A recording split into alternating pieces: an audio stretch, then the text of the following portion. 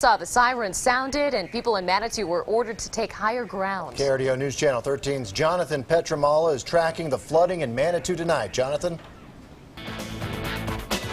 James, I'm at Grand and Canyon Avenue. That was basically ground zero last year. You can see that's the cliff in and the sandbags that they have put out there. Fortunately, though, that road is clear. There is no flooding coming roaring down Canyon Avenue like there was last year, and it's really just been that localized flooding. But the scene was a lot different around 8:30 this evening. Let's go to some video. You can hear some of the flood sirens going off here in downtown Manitou Springs. The flash flood warnings were in effect, and people were reporting the sirens going off. People were saying that people coming around telling them to go to higher ground, essentially. Now, the worst flooding that I saw, per se, was off of Pawnee and Manitou Avenue. That's right there by the Stagecoach Inn. The Stagecoach Inn might have been dealing with a little bit of a flooding issue.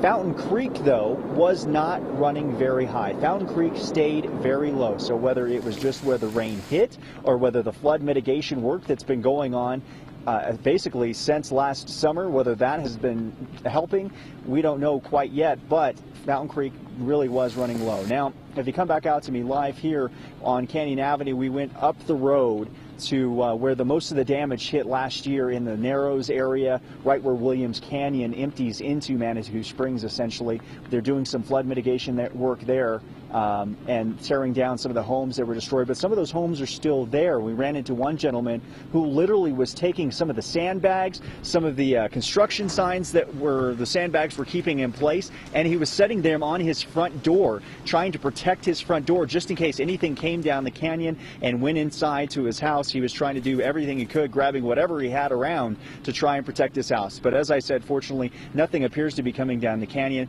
It appears Manitou Springs, so far at least, is wet but not flooded. Live for now in Manitou Springs, Jonathan Petramala, KRDO News Channel 13. Thanks, Jonathan. And that flash flooding closed Highway 24 west of Manitou. And that is where we find KRDO News Channel 13's Katie Lang. Katie.